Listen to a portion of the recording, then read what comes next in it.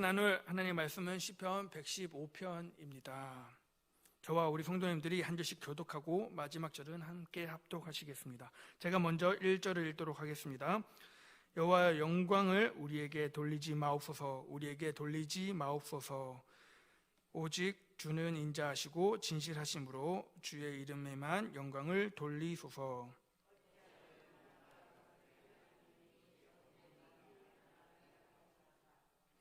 오직 우리 하나님은 하늘에 계셔서 원하시는 모든 것을 행하셨나이다. 입이 있어도 말하지 못하며 눈이 있어도 보지 못하며 손이 있어도 만지지 못하며 발이 있어도 걷지 못하며 목구멍이 있어도 작은 소리조차 내지 못하느니라.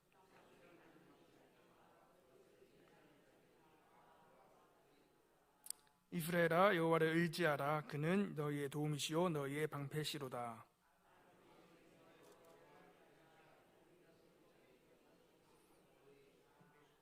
여호와를 경외하는 자들아, 너희는 여호와를 의지하여라. 그는 너희의 도움이시요 너희의 방패시로다.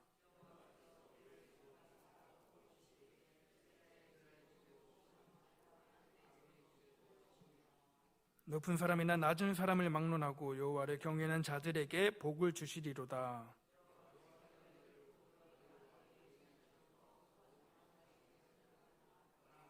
너희는 천지를 지으신 여호와께 복을 받을 자로다.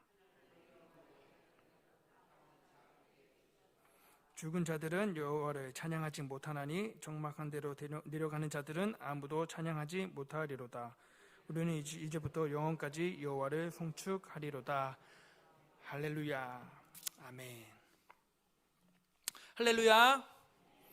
오늘 여호와를 의지하자라는 제목으로 함께 말씀을 나누겠습니다. 사랑하는 동강교회 성도 여러분, 이스라엘에 있는 사해를 혹시 아십니까? 이스라엘의 사해는 염도가 매우 높아서 몸이 가라앉지 않습니다. 그래서 위험하지 않을 것 같지만 물에 들어갈 때 지켜야 할 안전 수칙이 있습니다. 그것은 절대로 헤엄쳐서는 안 된다는 것입니다.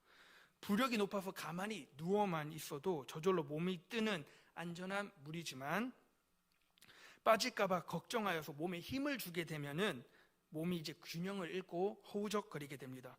그러면 이제 바닷물이 눈에 들어가게 됩니다. 바닷물이 눈에 들어가는 것은 괜찮은데 그 바닷물 사해는 이제 엄청 많은 광물질이 함유하고 있어서 눈에 들어가면 눈이 쓰라리고 아프게 됩니다. 그래서 수영을 한다고 첨벙거리거나 또는 이제 허우적거리면은 자신이나 또는 옆에 있는 사람들의 눈에 물이 들어가게 되고 눈이 따갑게 되고 해를 입게 됩니다. 결국 모든 사람에게 공통된 주의사항은 힘을 빼고 가만히 바닷물에 몸을 맡기고 누워야 한다는 것입니다. 아무리 쉬워 보이는 일에도 반드시 지켜야 할 법칙, 수칙이 있습니다. 인생에도 안전한 것을 위한 유일한 법칙이 있는데 만물의 창조주이시며 유일한 구원자이신 하나님, 그분께 우리 자신을 맡겨드리는 것입니다. 오늘 우리가 읽은 본문 말씀에도 여호와를 의지하라라고 말씀하고 있습니다.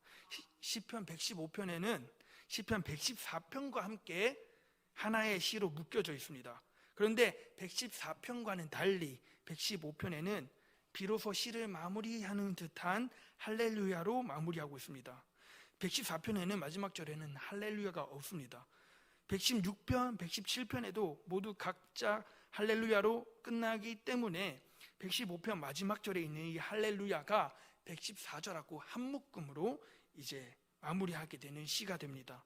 114편에는 이스라엘의 과거, 역사, 출애굽 광야 생활을 이제 다시 돌아보는 회고하고 있다면 오늘 읽은 115편은 이것을 경험한 이스라엘에게 여호와를 의지할 것 그리고 찬양할 것을 구체적으로 요청하고 있습니다.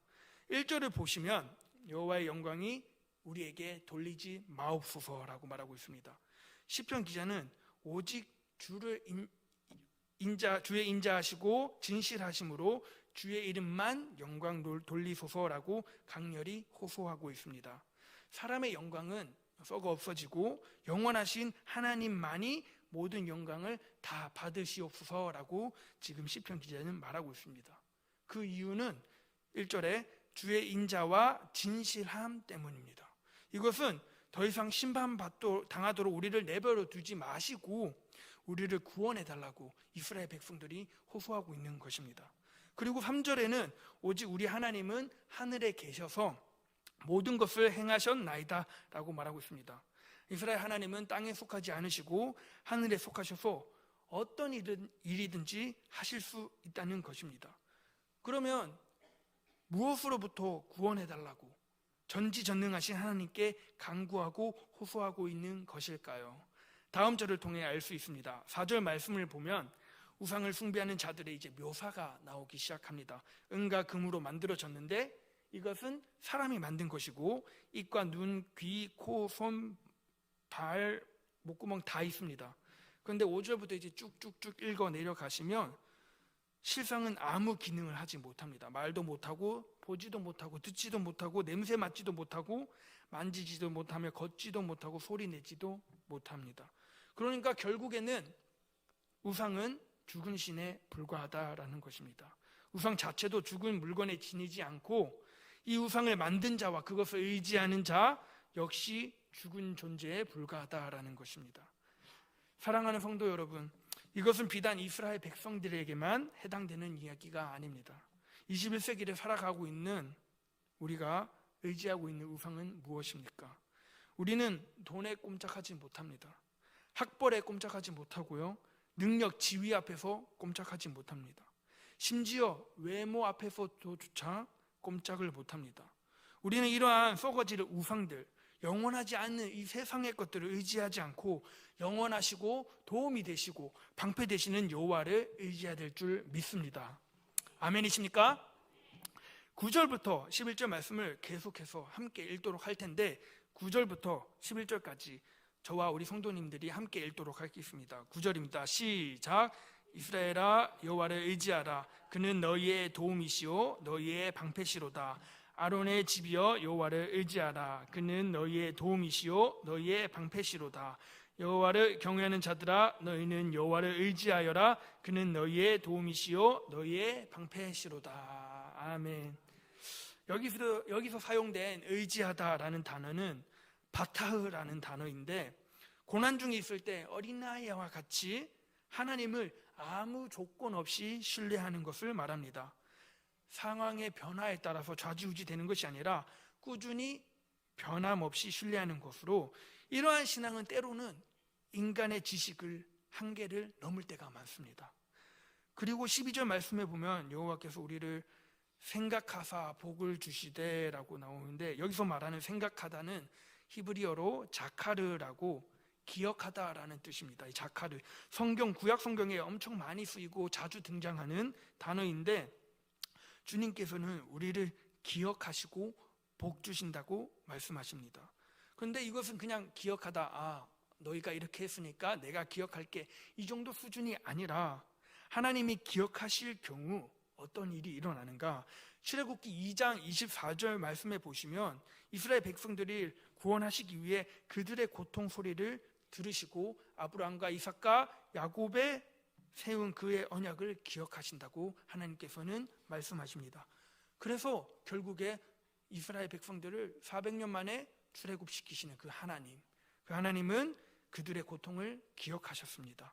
또한 열왕기하 20장 3절의 말씀에 보면 여호와께서는 히스기야의 과거의 그 성실함을 기억하셔서 히스기야의 아픔을 치료해 주셨습니다. 이 다 같은 자카르, 기억하다라는 단어를 썼습니다. 그리고 12절 말씀부터 15절까지 말씀을 보면 복을 기원하는 구절이 무려 5번이나 반복이 됩니다. 시편 기자는 앞에서 여호와를 의지하라고 명령받은 대상들, 즉 이스라엘 집, 아론의 집, 여호와를 경외하는 자들을 향해서 하나님으로부터 오는 복을 받을 것을 소망한다고 말하고 있습니다. 그 대상은 높은 자들이나 낮은 자들을 막론하고 복을 주신다고 13절은 말하고 있습니다. 그러니까 종합적으로 말하자면 시편 기자는 지금 우리에게 이렇게 말씀하고 있습니다. 여호와 하나님을 의지해라. 의지하고 경외한다면 그분이 우리를 기억할 것이고 복을 주실 것이다. 제 이야기를 짧게 하자면, 제가 청년으로 있었을 때 몇 년 전에 목자로 있었을 때 일입니다. 그때는 목자로 임명받고 이제 첫 사역을 12월 초에 했습니다. 12월 초에 했는데 임명받고 며칠 안 되어서 이 첫 번째 사역이 특별 새벽기도가 있었습니다. 그때는 청년이 엄청 많은 교회에 제가 다녔는데 이 청년들을 일일이 연락하면서 내가 이제 임명받은 목자이고 우리가 함께 새벽을 깨워서 새벽기도 나왔으면 좋겠다라고 이제 연락을 돌렸습니다. 카톡도 하고 전화도 하고 새로 개편이 되어서 엄청 새로운 청년들도 많았고 첫 목자 임명을 받아서 엄청 기분도 좋고 열정적으로 이제 하나님의 부르심을 받아 열심히 사역하겠다 이런 마음으로 연락을 돌렸습니다.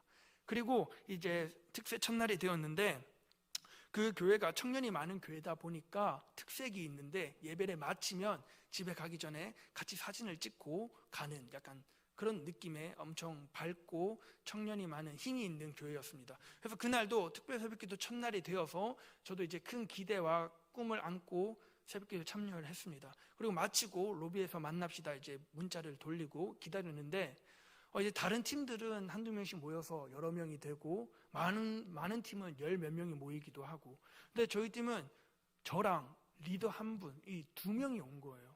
그래서 뭐 그럴 수도 있겠지 조금 아쉽다 하고 그 다음 날이 되었습니다. 그런데도 또 그분 한 분만 오시는 거예요. 그래서 이게 반복이 되니까 저도 인간인지라 시험이 들기도 하고 자꾸 다른 팀하고 비교하기 시작하며 주변을 의식하게 되었습니다. 그래서 막 제 힘으로 연락하면서 얘기했습니다. 좀 와달라고, 새벽기도 와달라고, 와서 우리 함께 은혜 받자고 제 힘으로 막 연락하고 아니면 뭐 맛있는 걸 사주면서. 근데 대답은 다들 잘해요. 가겠습니다. 네, 일어나야죠. 그런데 정작 이렇게 현실을 보면은 한 분 오고 두 분 오고 다른 팀들은 막 화기애애하면서 같이 밥 먹으러 아침 먹으러 가기도 하고 하는데 저는 그런 것들을 보면서 마음이 너무 아팠습니다. 그런데 어느 날 기도하는 도중에 하나님께서 그런 마음을 주시는 겁니다. 하나님 왜 자꾸 사람들이 안 모일까요? 이 청년들이 물론 거리가 멀어서 그리고 아침에 일어나기 힘든 것도 있지만 다른 팀들은 잘 모이는데 왜 우리 팀은 안 모이죠? 라면서 하나님께 기도할 때 하나님께서 저에게 주시는 마음이 있었습니다. 그것은 무엇이냐면 하나님이 말씀하시기를 나에게 맡겨라, 나를 의지해라. 근데 하나님 저는 하나님 의지했고 하나님께 맡겼는데요, 근데 그것은 하나님께서 말씀하시기를 다 맡긴 것이 아니다. 제가 생각해 보니까 하나님께 맡긴다고 하면서도 제 욕심을 놓지 못하고 있더라고요. 90% 정도? 95% 정도 하나님께 맡긴 것이지 100% 하나님께 맡기지 못한 것이었습니다.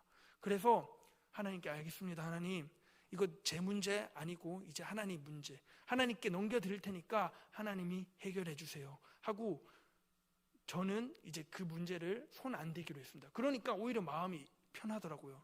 그래서 그 다음부터는 하나님 저 하나님께 이 문제를 맡길 테니 저는 제가 있는 자리에서 그냥 최선을 다하겠습니다. 어떤 결과 어떠한 상황도 기뻐하거나 동요하지 않고 그냥 하나님께 맡기겠습니다 하고 그냥 지나갔습니다.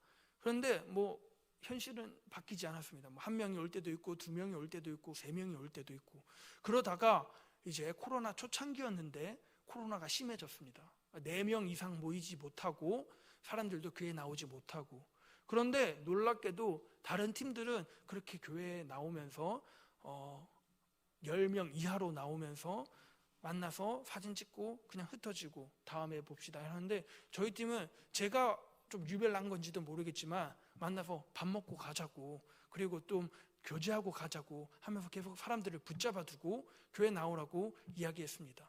교회 나오는 친구들, 교회 나오는 청년들에게 대해서는 감사하고 못 나오더라도 감사, 나오면 더 감사 이런 마음으로 막 이렇게 나오라고 막 이렇게 강요하지도 않고 협박하지도 않고 그냥 오시면 감사하고 안 오셔도 그 자리에서 하나님께 영광 돌릴 수 있는 일이 있을 것이다 이렇게 권면하고 이렇게 하다 보니까 결국에 마지막에는 제일 많이 나오는 팀이 되었어요. 이 많은 청년들이 나오면은 이 팀에는 재미가 있고 또 은혜가 있고 또 교제가 있다면서 다른 팀들은 모이기에 시시했지만 저희는 모여야 된다고 하면서 모여서 예배드리고 함께 교제하며 식사를 했습니다. 이것은 제가 말씀드리는 이유가 제가 했다는 것이 아닙니다. 저는 하나님께 맡기고 하나님을 의지하니 하나님께서 다 해결해 주실 그런 놀라운 역사가 일어났습니다. 오늘 우리 성도님들도 우리에게 처한 고난의 상황을 바라보면서 어쩔 때는 하나님의 존재를 부정할 때도 있습니다. 마치 오늘 읽은 본문 말씀 2절처럼 말입니다. 어쩌면 하나님을 믿음에도 불구하고 복을 받기는커녕 어려움을 당하고 있는 우리를 보면서 세상은 이렇게 말할지도 모릅니다. 봐라, 하나님 없지 않느냐, 하나님이 있다면 고난 받는 중에서도 복을 주시지 않느냐라고 말할 수도 있겠죠. 그러나 중요한 것은 지금 고난 받고 있다면 분명 복 주시는 하나님을 믿고 의지해야 된다는 것입니다. 왜냐하면 하나님을 의지하는 것이 가장 유일하고 복된 일이고 복을 받기 위한 전제 조건이기 때문입니다. 또한 조건 없이 우리를 사랑하시는 그분을 생각한다면 복을 받기 위해 그분을 의지하는 것이 아니라 마땅히 그리고 당연히 주님을 의지해야 될 줄 믿습니다. 이 시간 함께 우리가 기도했으면 좋겠습니다. 오늘 주신 말씀을 붙잡고 기도하기 원합니다. 하나님을 의지하겠습니다. 나를 기억하소서. 하나님, 나에게 복을 주시옵소서. 이 기도 제목 가지고 기도했으면 좋겠습니다. 또한 동강교회 비전과 담임 목사님과 원로 목사님 그리고 교역자들과 직분자들을 위해서 기도하겠습니다. 현재 진행되고 있는 그리고 앞으로 있을 교회 행사를 위해서 기도하겠습니다. 그리고 나라와 민족을 위해서, 선교사님들을 위해서 우리 자신들의 기도 제목을 붙잡고 주여 한번 부르짖고 자유롭게 기도하겠습니다.